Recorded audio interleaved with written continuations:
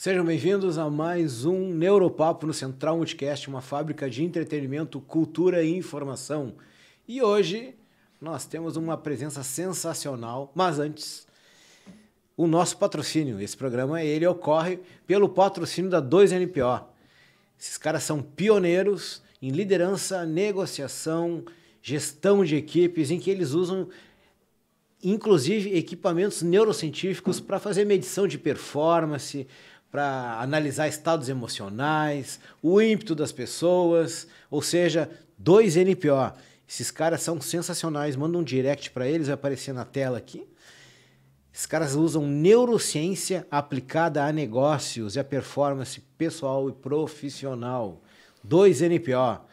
Hoje nós temos uma pessoa que vai falar sobre a mente do crime, sobre inteligência visual, percepções, aqueles caras que a gente gosta de assistir, tem curiosidade, né? Nesses CSI, nesses programas de investigação criminal. Hoje nós estamos recebendo Fernando Pires. Fernando, seja bem-vindo. Muito obrigado, obrigado pela oportunidade, pelo convite.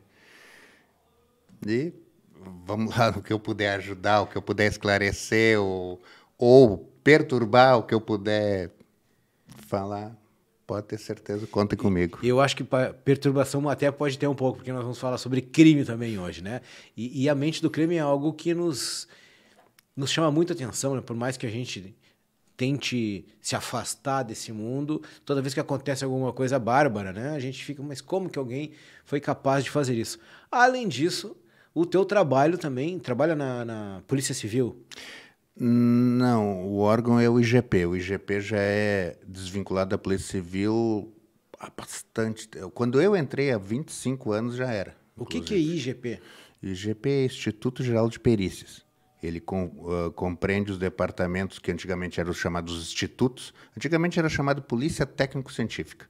Era um departamento da Polícia Civil. Mas eu já entrei pós isso aí, foi nos anos 90.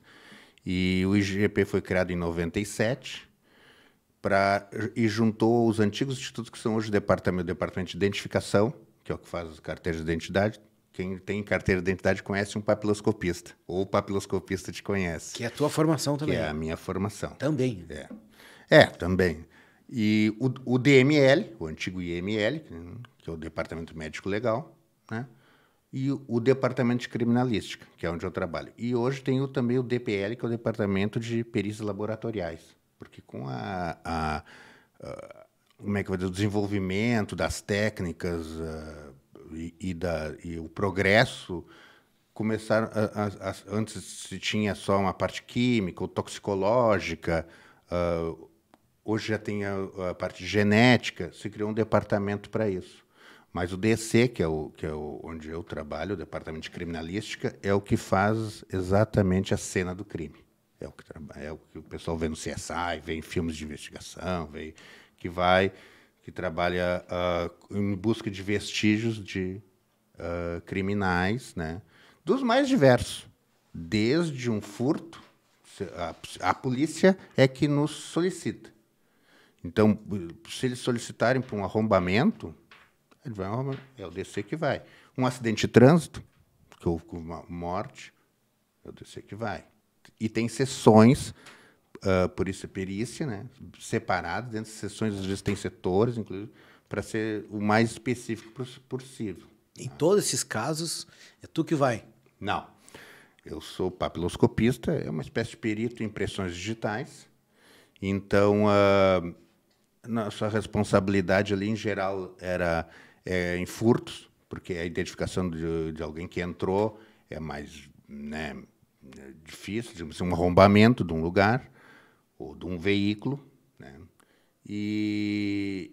Ou em caso de morte, porque o papiloscopista também está no plantão, eu trabalho no plantão, o plantão é 24 horas por dia. Quando vai um perito do plantão, o papiloscopista vai junto. Mesmo que às vezes não seja necessário, mas ele vai junto, que pode ser necessário, assim como vai um fotógrafo. Aí o levantamento do crime em geral do plantão é, por exemplo, homicídios, suicídios também. Ou, às vezes, até um encontro, eles chamam de encontro de cadáver, uma morte que eles não sabem o que é. que o SAMU às vezes não atesta. Bah, não sei se isso aqui é morte natural ou não. Eu não vou atestar. Chama o DC. Então, porque esses crimes, por exemplo, o acidente de trânsito, que na verdade não é um acidente, o nome certo seria incidente de trânsito, né? Muitas vezes ele é até hoje considerado um homicídio culposo, vai um engenheiro. A perícia de engenharia, em geral, o papiloscopista não necessita, não há uma investigação assim, digamos assim, o delito ele o autor é conhecido e nominado, né?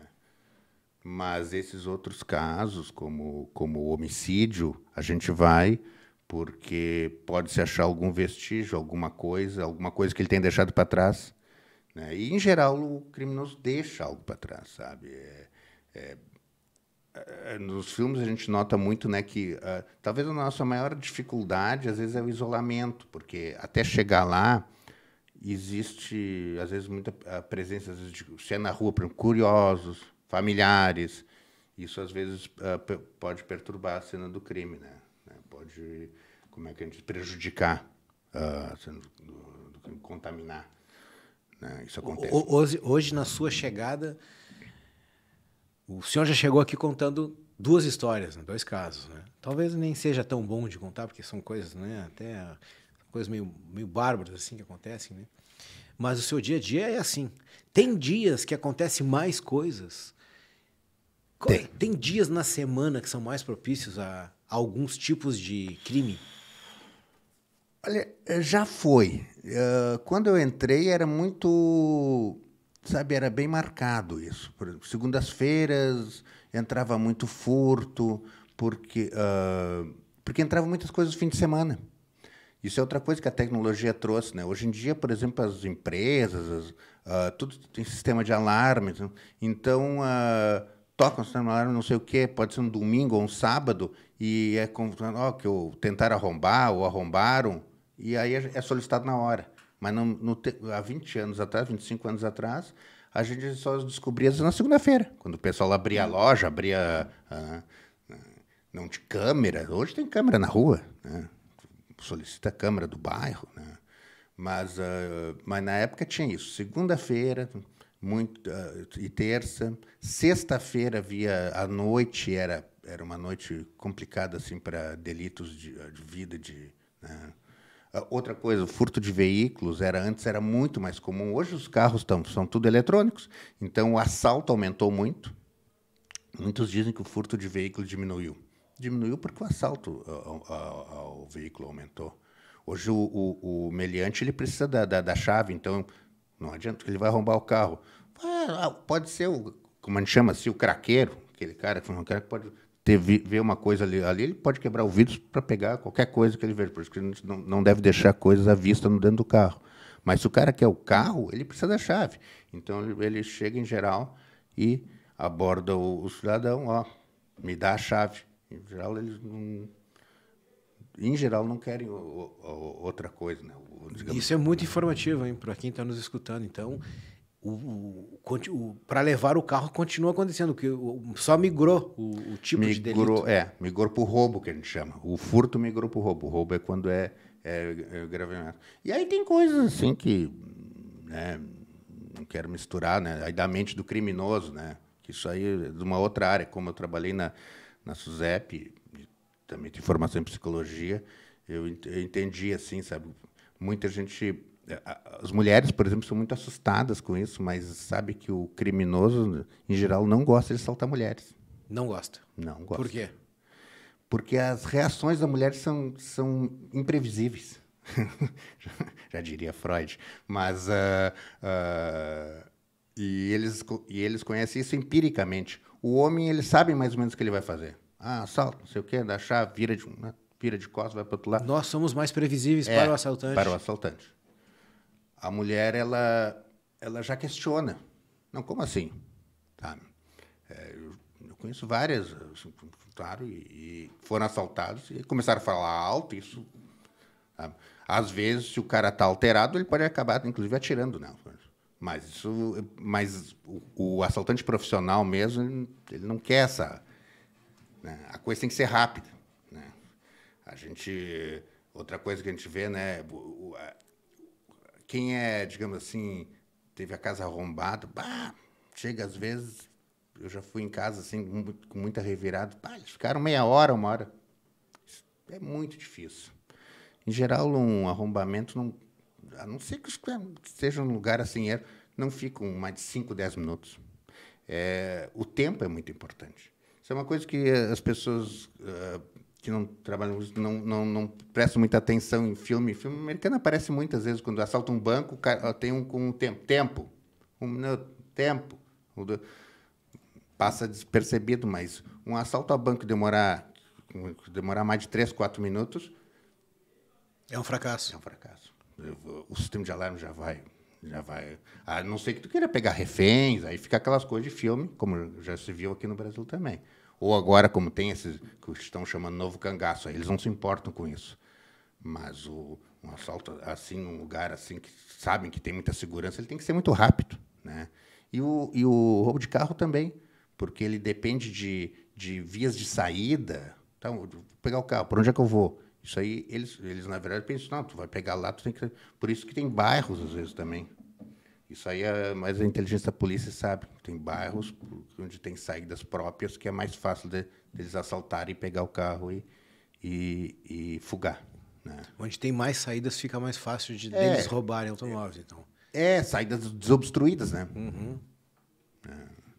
Porque... Um lugar onde, digamos assim, que esteja condicionado, que ele sabe que é pequeno, ou é um bairro, ou que é muito... Ele sabe que pode ser complicado ele sair. Eu morava em um lugar antes que... Eu lembro que tinha um apartamento no meu vizinho de andar, que foi... Eles roubaram... O termo certo é quando entram no apartamento, qual é? Entraram no apartamento e roubaram o que tinha lá dentro. Furto. É um furto? Furto, arrombamento. Para nós entra como furto e arrombamento. Arrombamento do lugar, das vias de acesso, e furto porque não tinha ninguém. E como a gente fala de comportamento humano, e falamos, anunciamos, né, a mente do crime, né? Uma coisa interessante que eu lembro até hoje foi, depois o policial conversando com as pessoas, né, perguntando algumas coisas, né? E tinha urina no apartamento. Daí ele disse que os caras que entraram, eles têm medo. Eles têm muito medo de ser pegos naquela hora. E provavelmente o cara se urinou enquanto estava roubando as coisas. Porque não pode perder tempo. Tem que fazer tudo correndo.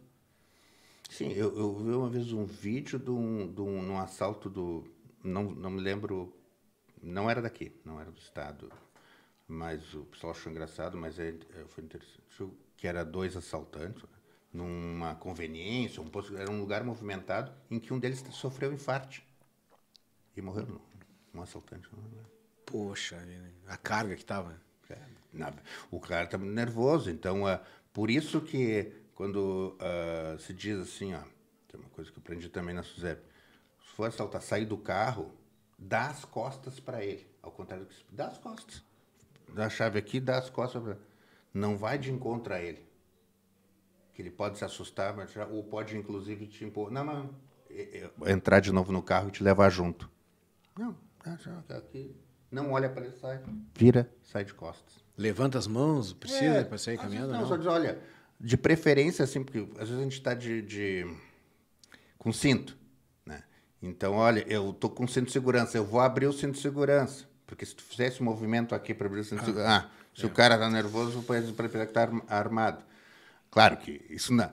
Eu falando aqui é fácil, né? Tu com uma arma na tua cara aí, mas... eu vou abrir o cinto, eu tô saindo, né? Aí...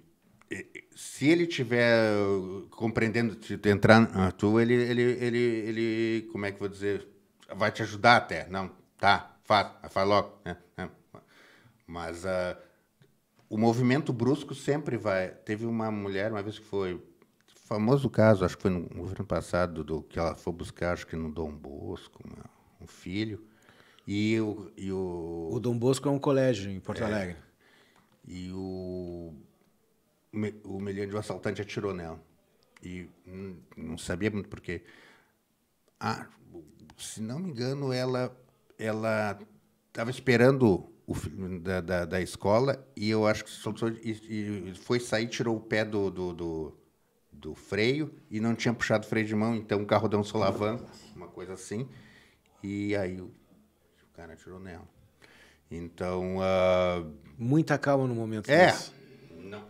Não é fácil, mas quanto mais calmo ele vai ficar, porque ele também está nervoso, muito nervoso, sabe? Como ele falou, eles se urinam. Essa coisa da urina, eu fazer... às vezes é um protesto. Quando é, por exemplo, o arrombamento de um órgão público, isso eu já vi. Fórum, por exemplo, eles vão lá roubar... tentar... No interior tinha muitas vezes depósito de armas, às vezes no próprio fórum da cidade. Às vezes eles têm isso de fazer as fezes, por exemplo, né, na cadeira do juiz. É uma forma de... Ou urinar na cadeira do juiz, ou algum lugar assim que represente a autoridade.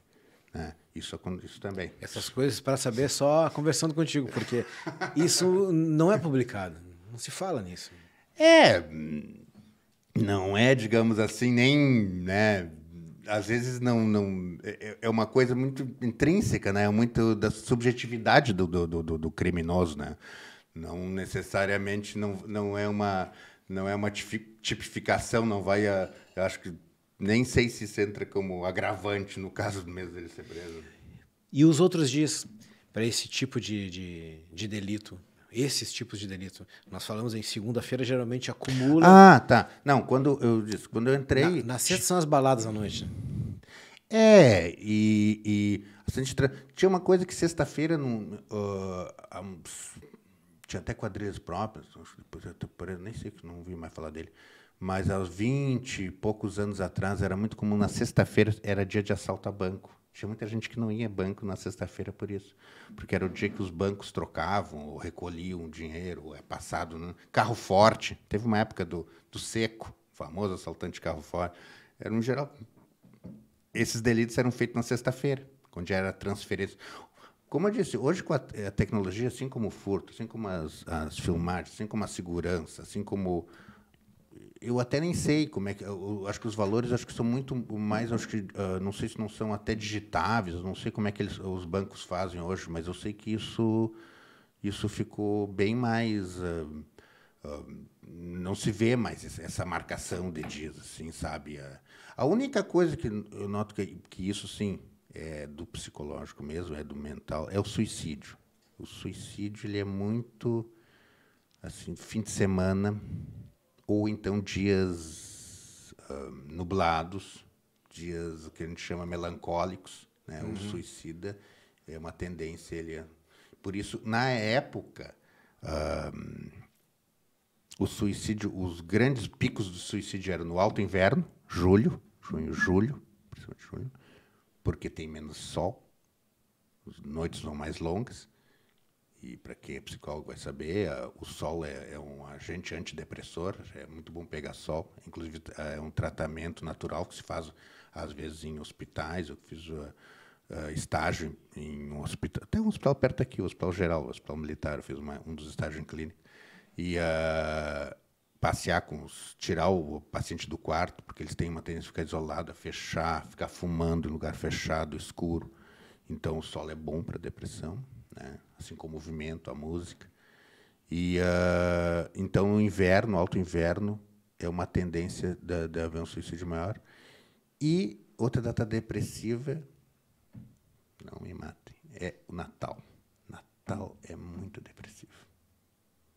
A pessoa que tem depressão tem a questão da... Não sei se é a volta da família, lembra talvez de outros tempos, porque o Natal, eu sempre digo, o Natal é bom, a criança adora, não, né? Mas à medida que vai ficando velho, ele vai se tornando uma coisa mais... Né? Então, o Natal e o Ano Novo também. Mas até isso meio que como é que eu vou dizer? Mas aí é um problema que nós vemos nos últimos 2 anos, que é a pandemia, né? A pandemia nos isolou muito. Agora que nós estamos falando sem máscara, e tem gente que ficou sem ver a família mais de ano, 2 anos. Eu vi gente aí que há 2 anos não visitava o avô. Então, para o velho, principalmente o avô, mas mesmo para o jovem, que se tu tem uma tendência à depressão, é Então, o suicídio aumentou assim exponencialmente nesses períodos. É uma coisa assim, eu já vi plantões assim de ter 2, 3 suicídios só num plantão. Sabe? É muito forte, muito forte. Vou relacionar uma pergunta agora com esse assunto.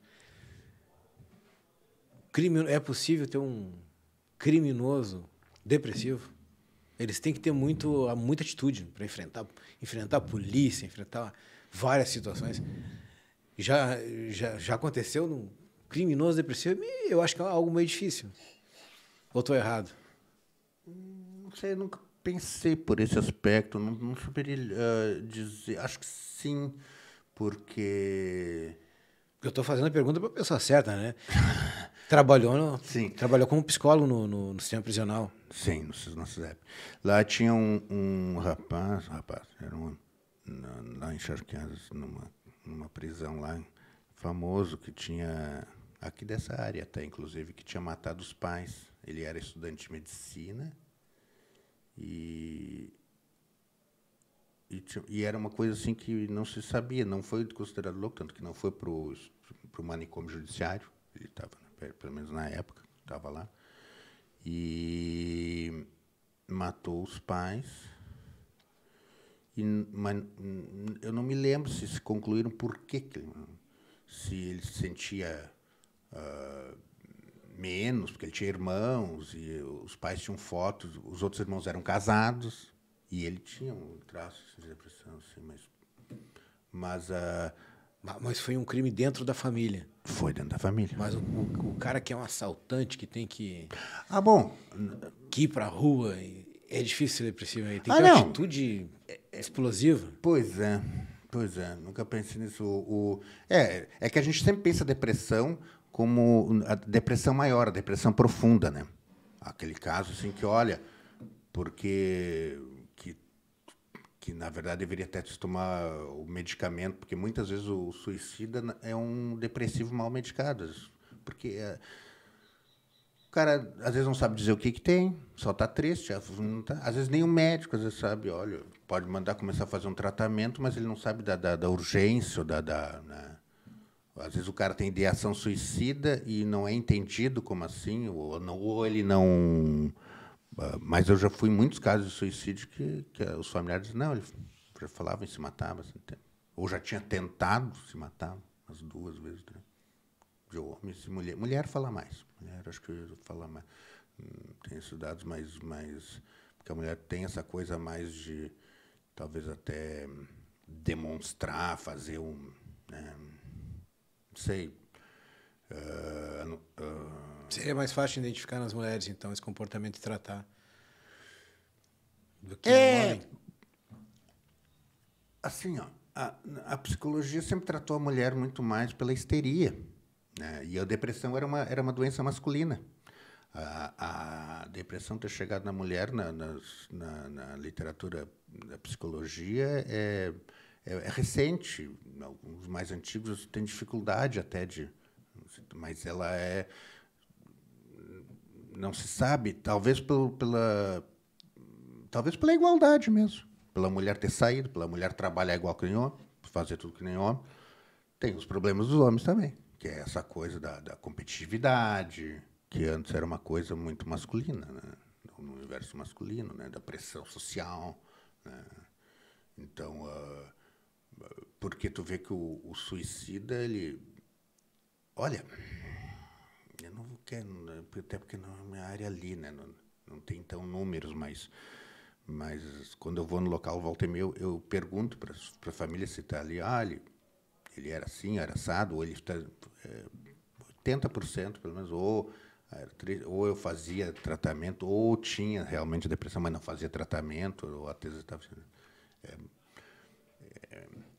O suicídio até existe, né? A dívida, isso aí é mais ou menos, o cara está muito endividado e está com medo, está com vergonha, né?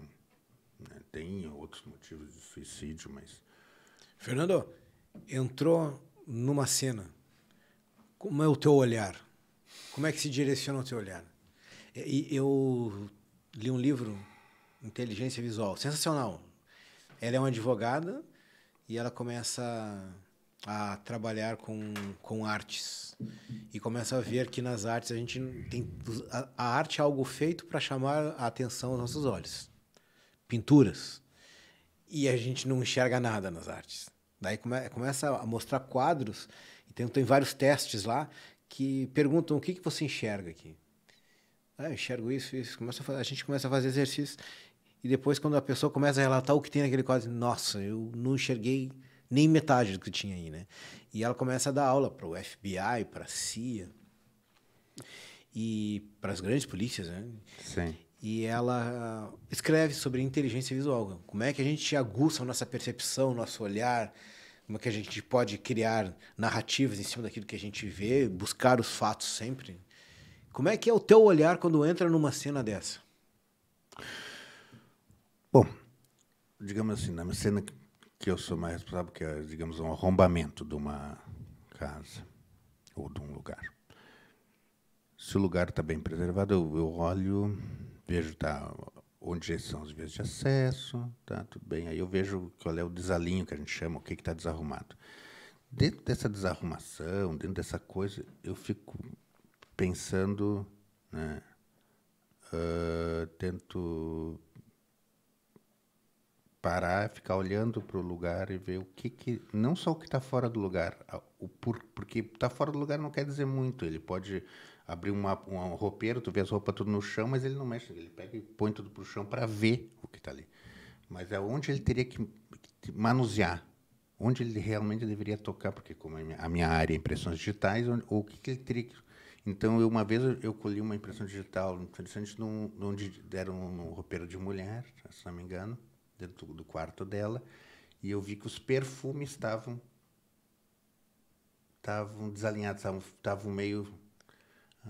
e aí eu pensei, aqui ele tocou e ele precisou manusear para ver se valia a pena levar aquilo.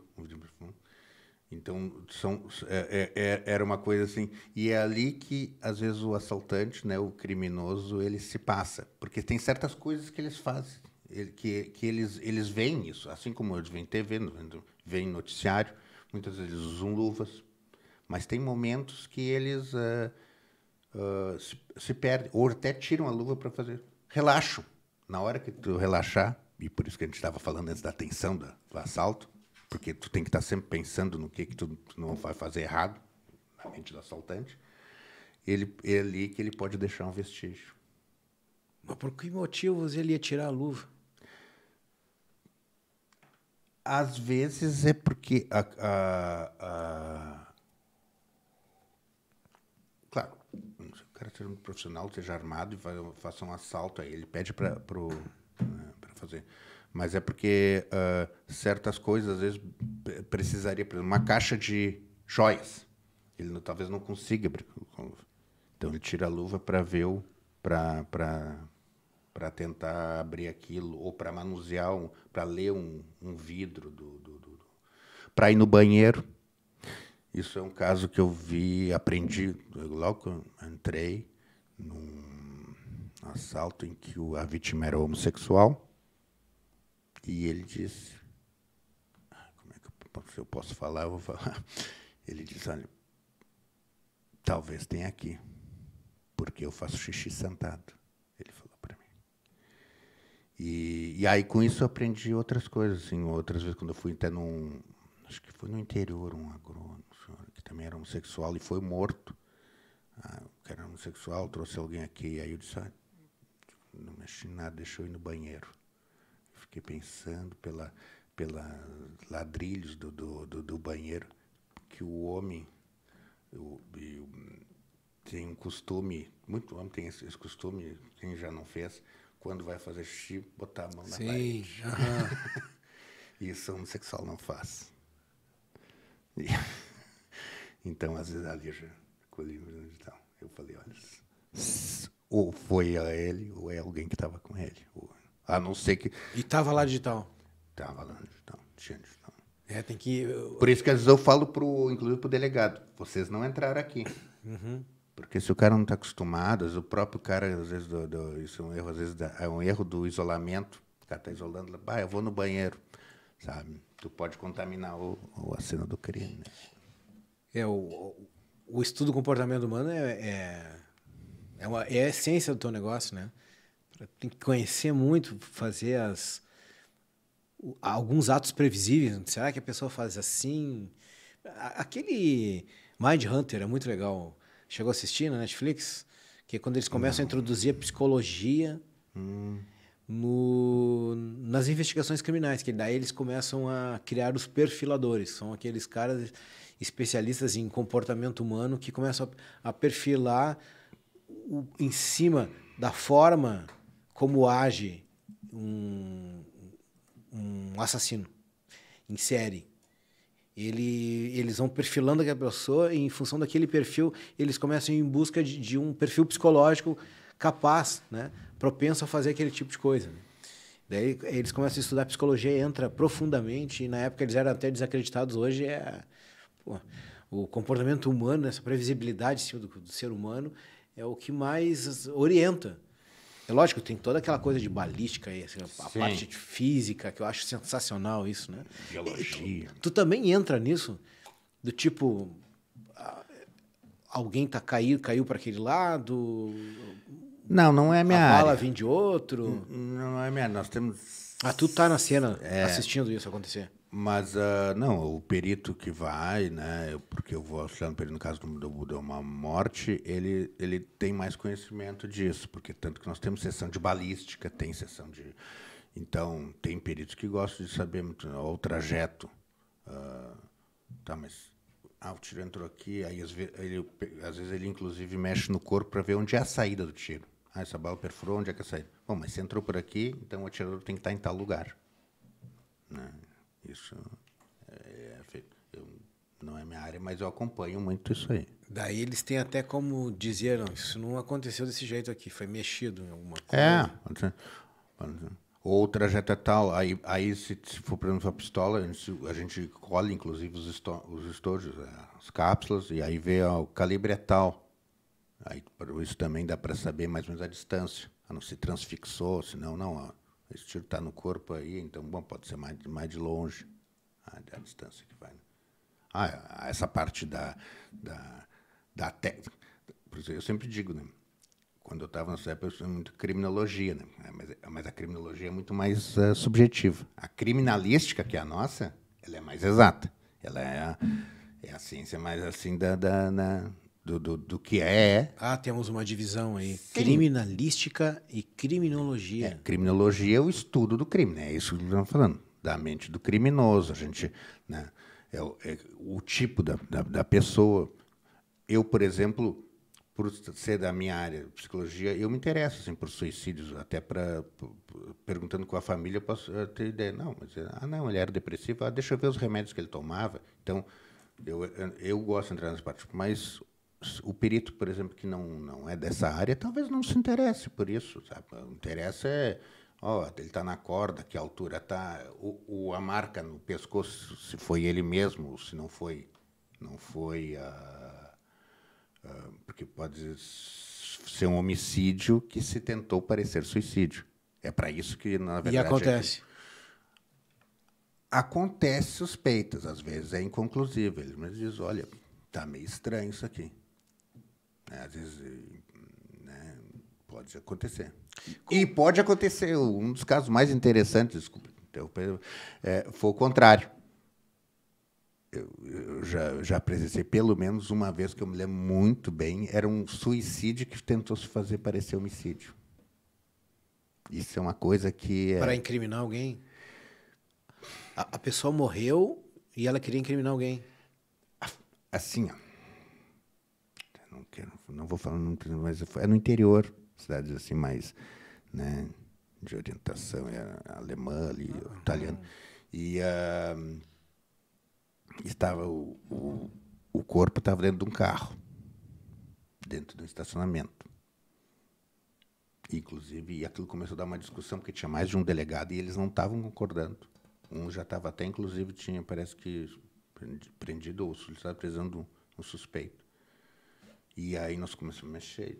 E no interior, às vezes, não tem, porque o DML aqui, Porto Alegre, grande Porto Alegre, vai com a gente, pode mexer no corpo lá, às vezes é uma funerária, eles não querem mexer no corpo. Então é tudo com nós. Estava eu, a perita e a fotógrafa.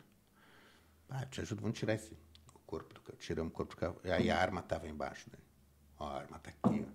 E também aí, porque eles queriam dizer que talvez ele tivesse sido assaltado. Pela fragmentação do vidro, dá para ver se o tiro entrou ou saiu.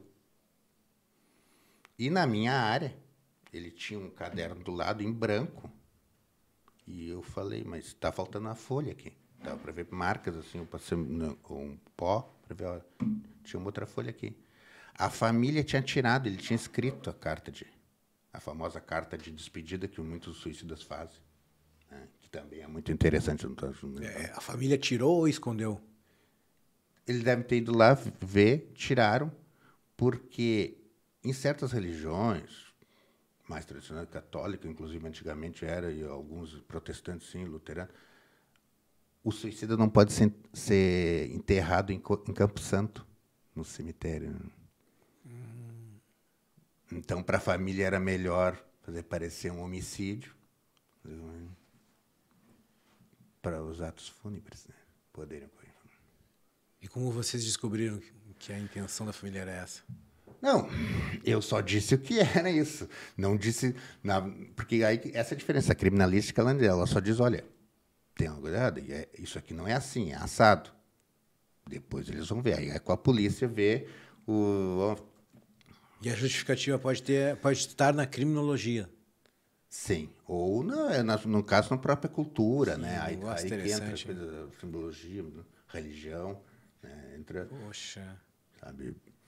Por que alguns se enforcam e outros dão um tiro? Por que uns se atiram pela janela? Isso está também na mente da pessoa. O próprio suicídio ele é uma coisa. Eu queria voltar sobre a tua entrada assim no momento, né? O olho apurado.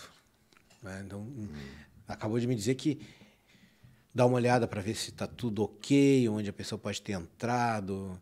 E que mais?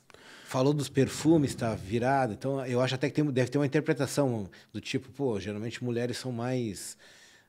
se preocupam mais com a estética, assim, poderia estar tudo arrumadinho, mas tem uns que estão virados, alguém mexeu ali. Assim, eu procuro assim, detalhes assim, que poderiam passar despercebidos... Às vezes a família, muitas vezes até a família, ou o isolamento, para não mexer em um lugar onde o cara possa ter mexido. E também certas coisas que poderia, de repente, dar um indício para a polícia. Porque muitos esses que furtam, na época, tinha muito essa coisa de arrombamento de casas. Hoje em dia, residências também são mais difíceis. Levam coisas, às vezes, de mulher para dar de presente. Às vezes... porque eles têm mãe, ou têm filha, porque um cara é uma determinada coisa, né?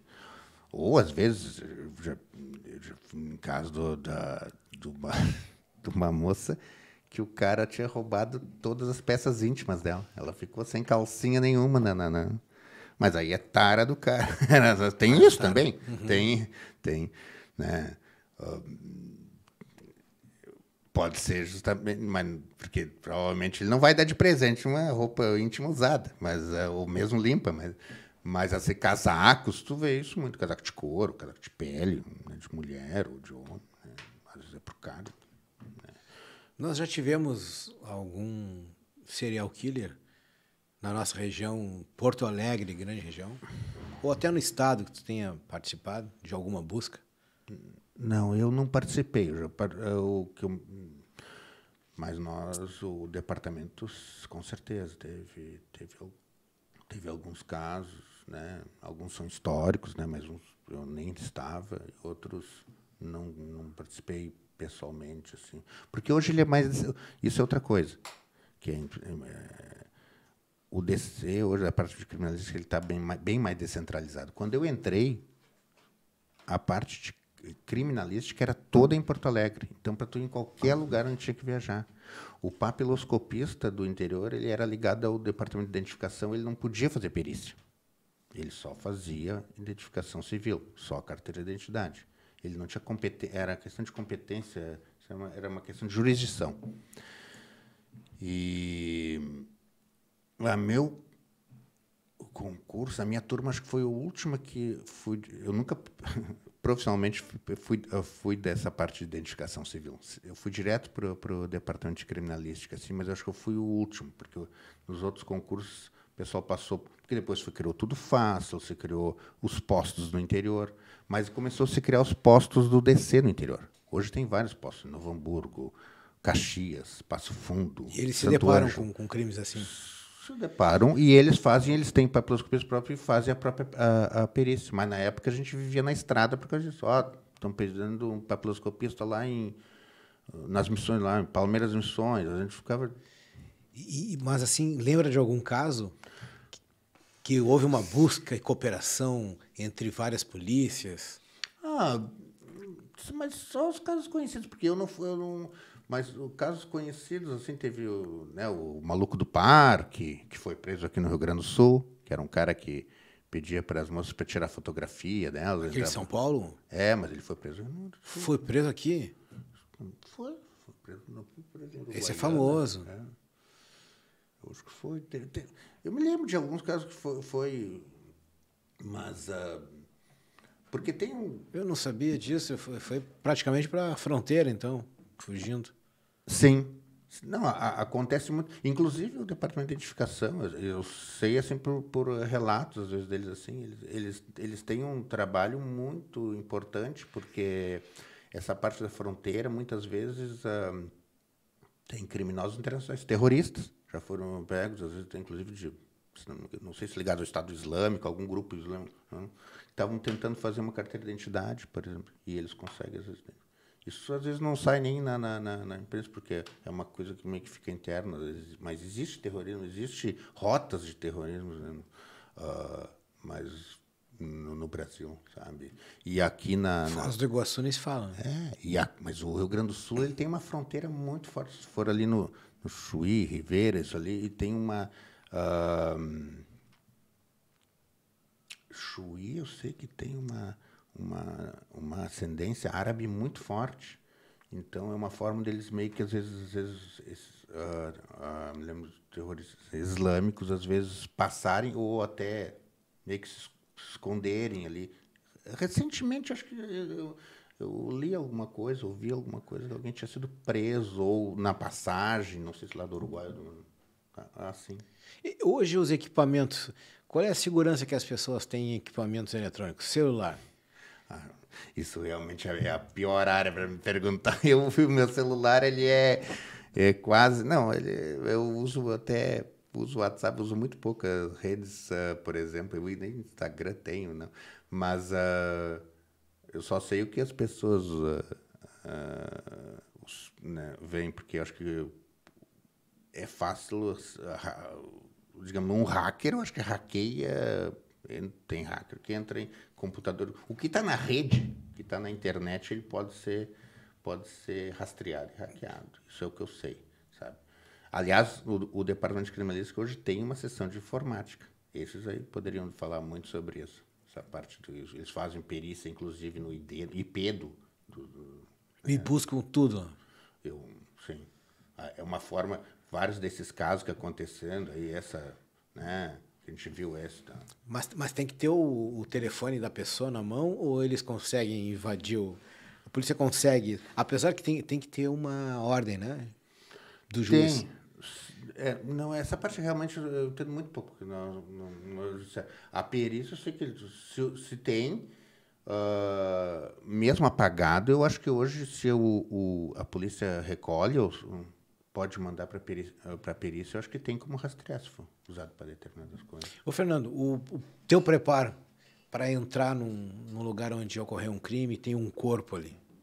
Preparo psicológico. Já era psicólogo quando começou essa função? E como é que funcionou isso? Como é que tu te preparou para isso? Como foram as primeiras situações? Na verdade, eu me formei em psicologia no ano em que eu estava na academia de polícia. Na época, a gente fazia na academia, o curso do IGP, já era... Não era IGP, nem era IGP ainda, mas estava sendo formado. Mas No começo, acho que foi como para qualquer pessoa. Quando eu tive que viajar em casos de homicídio ou em local de homicídio, desperta uma curiosidade, também desperta uma excitação, porque é o desconhecido. Quando entra no lugar e se depara com aquela cena.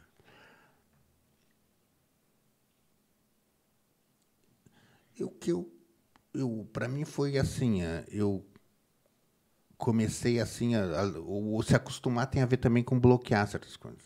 Mas tudo depende do nível de, digamos assim, de sandice, do nível de crueldade, ou por exemplo, uma cena de morte de uma criança sempre é.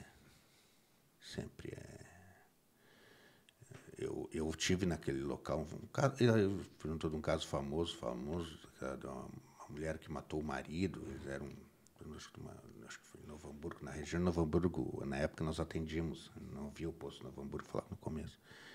E aí foi para a casa da irmã, pediu para dormir lá. Mas não sabe, ninguém sabia que, inclusive, o corpo do marido foi descoberto depois da irmã. E aí na manhã ela dormiu e na manhã matou a irmã e a filha dela, a sobrinha de 9 ou 11 anos.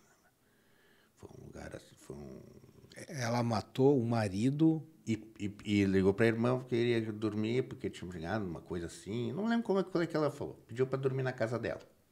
Mas a ideia dela era uma ideia, na verdade, serial killer. Até, já tinha matado o marido e já tinha ideação de matar a irmã. E matou a irmã. E matou a irmã e a sobrinha, a filha da irmã. Uau!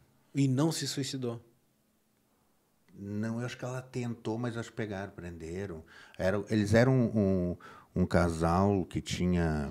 Eles eram do empresário do comércio da região. Não sei se não foi na época que o setor calçadístico teve alguma crise. E aí tu entrou no ambiente. E isso, aí sim, isso eu posso dizer, assim, que tem uma coisa que... Eu sempre digo para as pessoas, tem uma coisa que tu não o filme, a gente olha em filme, pode ver o filme mais escabroso que tem. Ele não consegue te passar, que é o cheiro, o odor. O cheiro de sangue, por exemplo. Né?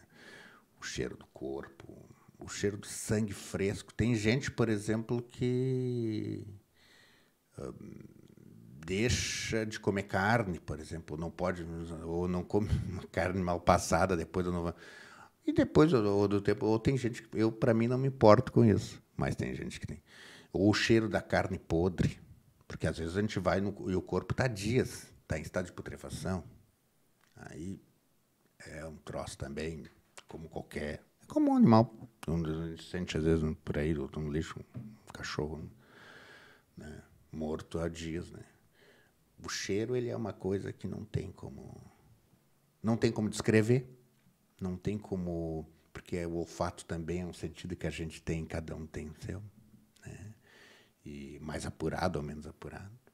Né? Às vezes, conforme o lugar, a gente tem que usar máscara. Até. Mas essa não foi uma das primeiras vezes? Não, mas mais... Deparou com alguém... Mas assim foi... Uma pessoa morta. Né? Não, mas é uma coisa que que depois se torna corriqueiro. Já fui em vários, né? Ou um corpo que, na época, era... Porque estava dentro de um carro e botaram fogo no carro para justamente tirar impressões digitais, para apagar pistas. O corpo carbonizado, ele tem um cheiro de carne queimada, sabe? Aquele churrasco que passa muito, assim, a carne seca. Uhum. E, às vezes, isso fica, se está num lugar fechado, fica na roupa. Então, a gente tem que sair, depois sair, tirar a roupa, né? Se lavar, banho. Foi tranquilo dormir as primeiras noites no início da profissão? Quando tu é novo, tu fica até acordado a noite toda e no outro dia tu sai contar. Sabe, com o tempo, depois de 20 anos de plantão, tu sente, né? Se tu tem que atender de madrugada, tu quebra muito a noite, tu leva, às vezes, um dia, tu leva mais tempo, ao contrário do que as pessoas pensam, tu leva mais de tempo a se recuperar, às vezes, depois, né? Por causa do cansaço, né? Do sono. Mas no começo, quando tu é novo, né, tem 20 e poucos anos, mas eu entrei até mais tarde, quase 30, tu às vezes fica conversando, tu até gosta de sair de noite, né? No outro dia tu sai, Isso tem a ver com a gente também. O pessoal se acostuma. Falou em bloqueio, que dá para bloquear esse tipo de coisa. Né? Bloqueio de que forma? Como é que é esse processo aí psicológico para bloquear? Isso é uma coisa que eu já vi de vários colegas falando para mim. Eu bloqueio quando venho para cá. Eu saio daqui, eu procuro não falar para família, principalmente quem tem família, eu entendo isso.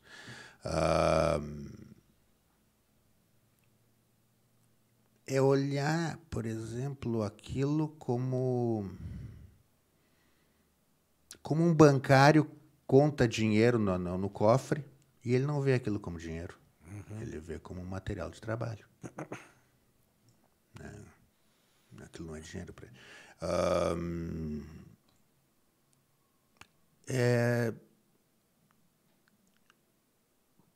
Eu posso, por exemplo, talvez como sou papiloscopista, na hora de uma morte escabrosa, se ele não precisa de mim, eu posso sair dali. Mas, por exemplo, o fotógrafo não. E o fotógrafo depende muito do olhar, né? O perito ainda pode, olha, eu quero um detalhe disso aqui. Quero um detalhe dessa entrada do tiro, da saída. Tem pedaço de cérebro dele aqui. O tiro arrebentou a cascanante. O fotógrafo vai muito pro detalhe. Eles me dizem muito isso, sabe? O fotógrafo tem que se aproximar. A câmera. Não sei como é que é para eles. Alguns me dizem assim que eu procuro não perguntar nada. Aquilo que eu faço, por exemplo, falar sobre a dinâmica, porque me interessa, em geral eles não falam. Para sair dali e esquecer daquele. A tua... Essa tua atividade dentro dos presídios, isso te marcou de igual forma ou de uma forma maior do que está atuando hoje mais na rua? Marcou muito, assim, porque era muito subjetivo. Hoje é muito falado, mas na época era muito difícil. A gente tentava, né, falar, olha, tem que melhorar esse sistema prisional, tentava falar em controle penal, em tratamento penal, e era muito voltado à segurança, e a parte técnica tem muito pouco apoio. Então, era muito trabalhoso, a gente ficava cansado e o retorno era muito pouco. Isso que me fez optar, não. Como eu tinha os dois, eu prefiro ficar na criminalística, mesmo não sendo... Né, eu era formado em psicologia, ele podia ficar... Eu tenho amigos que estão até hoje lá, né, e, de repente, porque melhorou com o tempo, a SUSEP melhorou com o tempo. Quando eu entrei, era... Né, e hoje se fala muito nisso. Olha, o sistema prisional tem que ser melhorado. É uma coisa que eu dizia. Mas tu está querendo melhorar a situação dos presos? Não, quero melhorar a nossa situação. Um preso, se tu vê o pessoal fala muito, né? Mas nos Estados Unidos, porque vem muito filme americano. Tudo bem. Tá, mas tu já viu como é que é uma penitenciária nos Estados Unidos? Eles ganham uniforme e não fica mais de 2 numa cela. Por que não fica mais de 2 numa cela? Isso é uma coisa que tu aprende. Eu fui militar no Exército. Não existe tropa de 2, mas onde tem 3, um já comanda. Se tu botar 3 numa cela, já começa...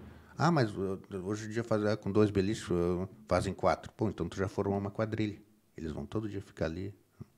Tu tá formando a quadrilha. E quanto mais gente botar, né? Aí já tem facção, daqui a pouco tem isso, daqui a pouco eles comandam. Como se vê hoje, é só ligar a TV e ver. Que eles têm que ir lá fazer ordem de prisão no presídio. Esses dias não deram ali eles só estão fazendo ordem de prisão de vários, né, de facções. Muitos eram presos. Né? Eles têm que ir lá fazer, ou transferir, ou fazer...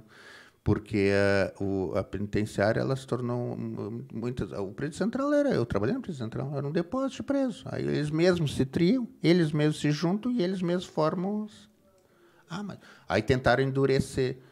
O crime também reage. Assim como tem nós criamos a segurança pela internet, ou pela vigilância visual, ou sei lá o quê, o alarme, o crime também ele como é que é, evolui. Assim, ele também se transforma. É uma reação Assim como eu falei antes, não, hoje não dá mais para furtar o carro, tem que assaltar porque precisa da chave. É a mesma coisa. Vamos endurecer a pena. Aí começaram a se criar facções assim mais organizadas, como o PCC, como aqui, agora os Bala na Cara. Eles são grupos que... Não, virou crime hediondo, então... Né, não, eles também têm é uma lei natural, eles também têm como reagir às ações que se faz. Então, talvez a forma fosse, né, humanizar o máximo possível.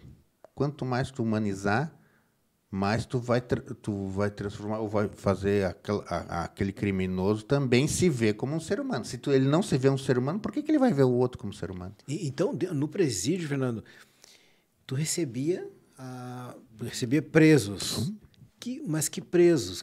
Eles procuravam Às vezes, sim. Uma terapia? Às vezes, sim. Às vezes eles pediam para ser atendidos. Às vezes eles pediam para ser atendidos. Às vezes eles querem só um pronto atendimento, querem contato com a minha mãe, porque tanto que o trabalho do assistente social é muito importante. Talvez até mais. E às vezes a gente tinha coisas assim na SUSEP, a gente tinha coisas que não lembro mais os nomes, porque faz bastante tempo que eu saí, mas fazer progressão de regime. Então, para isso, tinha que fazer entrevistas com eles, fazia grupos com eles, para ver se eles podiam progredir, como é que ele estava, como ele tinha família, se ele estava trabalhando no presídio ali, se ele tinha intenção, se ele estava melhor para poder ir para um semiaberto, por exemplo. Isso era uma das coisas. Outra coisa era o que é chamado COC, Centro de Observação Criminológica. Eu estava para ir para lá quando saí. Aí eles fazem um trabalho para ver a que ponto ele está, se ele tem possibilidade de ir para uma liberdade condicional. Porque, às vezes, Mas eram casos específicos, porque a quantidade de gente que tinha, por exemplo, no Central, eram quantos presos? Na época, hoje é muito mais. Bom, é que agora mudou, é que faz tanto tempo, mudou muito. Mas a gente fala de milhares de pessoas. Sim, né? Sim. Na época que eu estava, estava perto dos 2.000, eu achava que não podia ser pior. Depois eu soube que chegou a 4.000, então é um troço impossível. E essas pessoas chegavam em porque pediam, ou te mandavam também, tem que tratar as pessoas. Não. No presídio central é um pouco diferente, porque ele é um presídio, né? Então tem muita coisa lá, é muito mais pronto atendimento e triagem. Do cara que chegou, preso preventivo, agora encharqueados, que são penitenciários, são muitos presos condenados, aí tu já vê gente muito mais perigosa também. Mas tu vê, tu chama o cara, né, ele pede para fazer, é passado para ti, e tu vai preparando ele e vê quais as possibilidades. Às vezes eles mesmos pedem, olha, eu queria fazer um trabalho, né, eu não quero ficar assim, aí com o tempo ele vai... Né, e aí tu vê as possibilidades mas tem alguns que têm condenações tão longas que depende. Uma que tu fica na dúvida. É difícil tu pegar um cara, por exemplo, que tem 100 e poucos anos de condenação e não, vamos progredir o regime dele. Não, tu tem um tempo para isso, tem uma questão jurídica também, e tu tem que ver um progresso. Mas o cara, por exemplo, uma vez me mandaram um cara que tinha já... Eu peguei a ficha dele, esse cara é perigoso, né? 100 e não sei, 28. Quando eu olhei para o cara, não era o mesmo cara. Porque ele tinha vindo ele estava destruído. Ele tinha vindo de um regime fechado, muito fechado, acho que da PASC, do PEC da PASC, eu acho que era de alta segurança. E ele tinha ficado 10, 11 anos assim numa cena. Tu vê que aquele cara não existe mais. O cara que está na frente ali. Desconstruído. Ele está desconstruído. Mas a periculosidade dele foi reduzida. Não sei. Eu não atestei isso na época, eu me lembro. Porque envolvia muitas coisas, né? Mas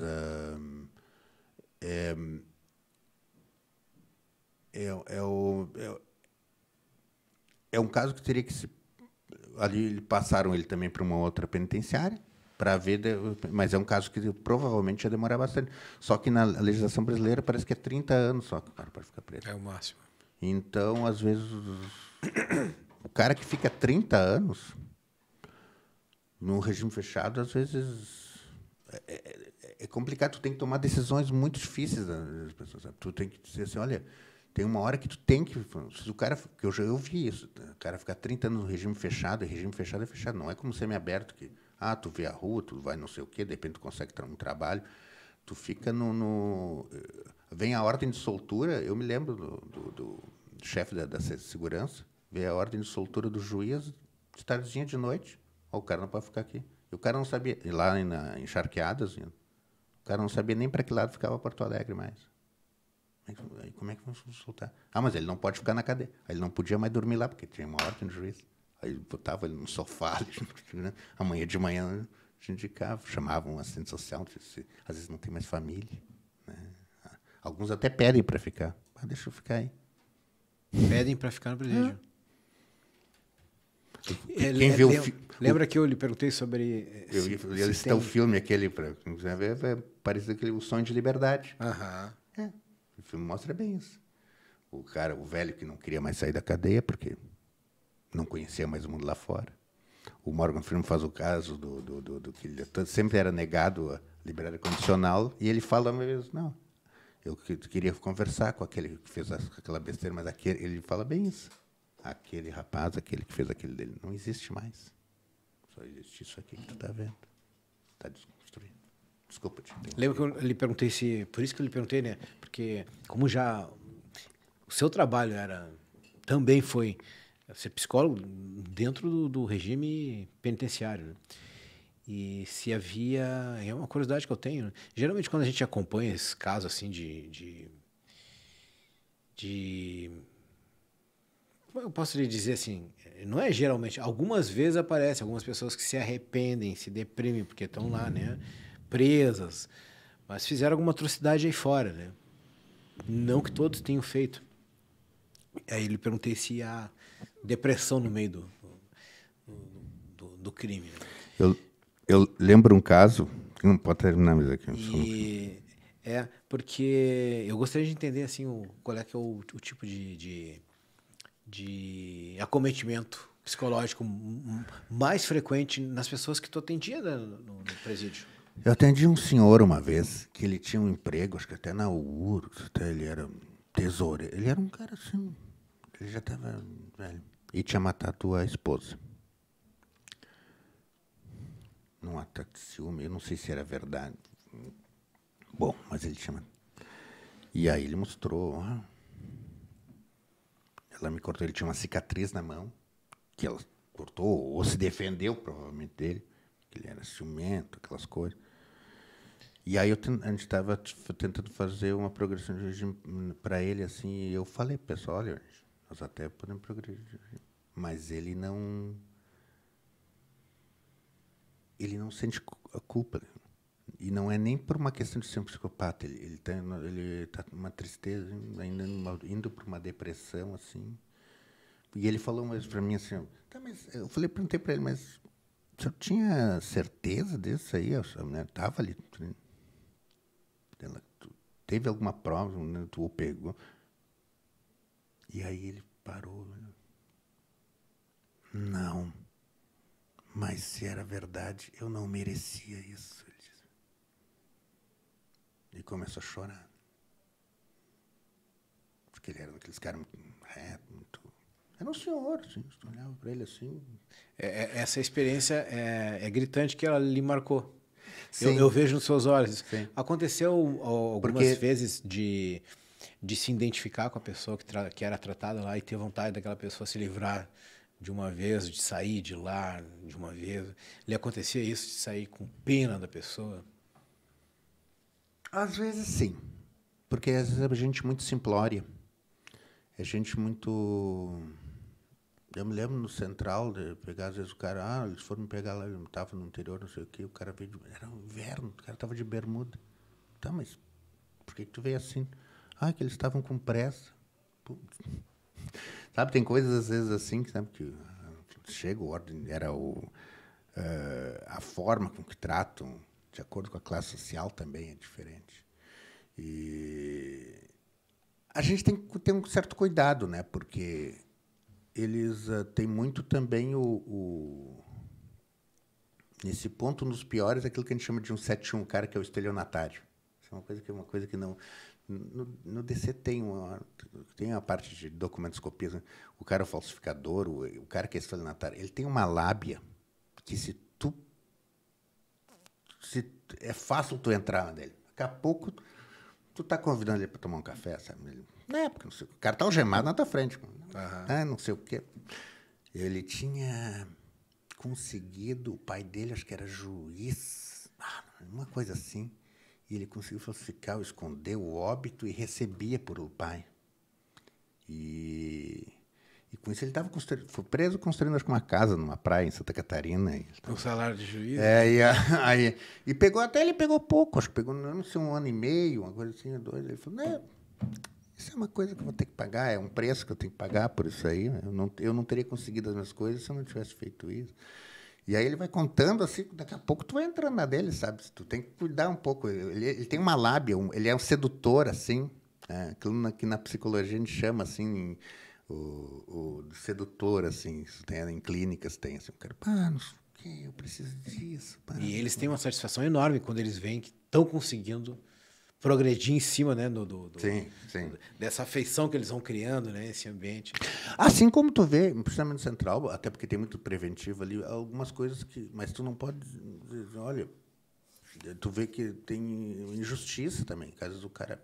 Eu, por exemplo, uma vez atendi um cara, ele estava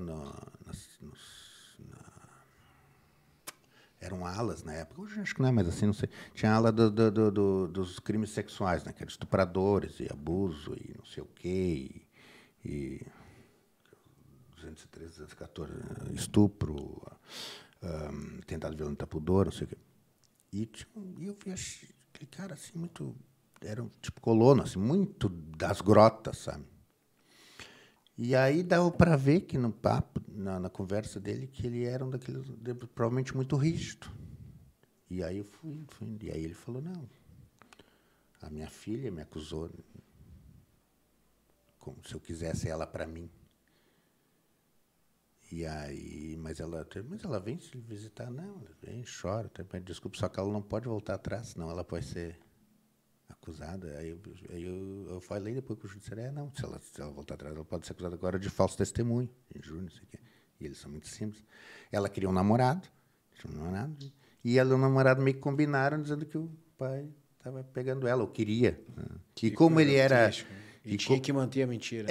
E como ele era muito... Deu para ver, assim, pelo relato dele, não, é que foi criado assim, a gente tinha que pedir... O pai só olhava para a gente. Hoje em dia não é assim. A pessoa, estou indo, estou saindo. Na época, a gente não tomava chimarrão na cuia com ele. Então, tu vê que era um cara assim, daqueles, sabe? Então, eu entendi que era possível, que a história dele fosse... E aí tu fica... Né? Claro, a história dele era o quê? Que era possível que a história dele fosse real, fosse realmente como... Que ele estava lá injustamente. Sabe, tu vê certas coisas, às vezes, que às vezes o cara... E é difícil. Teve um outro que... Esse me marcou porque eu nunca tinha visto um preso tão feliz. Ele cuidava dos cães no presídio central. E ele tinha matado uma mulher. Era um cara novo também. E aí ele contou a história. E ele foi absolvido por ter matado uma mulher. Ele pegou... Foi absolvido por ter matado... Era uma guria nova. Só que ele, claro, ele era um cara assim, eu deixei ela sair para trabalhar...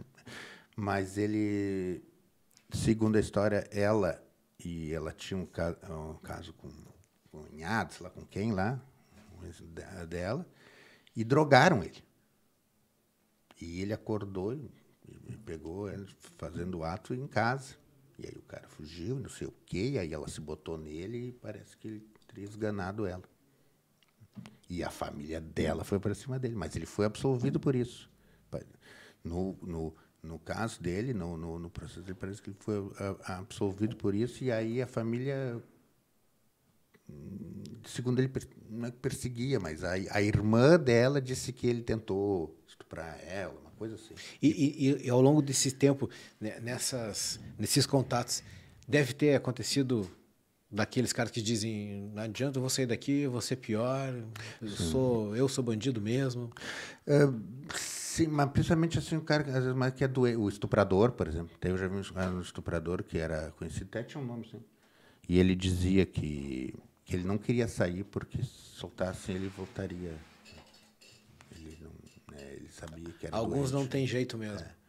E na Peja eu tenho um caso assim, de um cara assim, que ele era latrocida e ele dizia que às vezes ele dizia, que ele era um psicopata, mas ele dizia, às vezes eu saía do crime assim, mas o cara vai lembrar de mim, eu voltava lá só para matar o cara.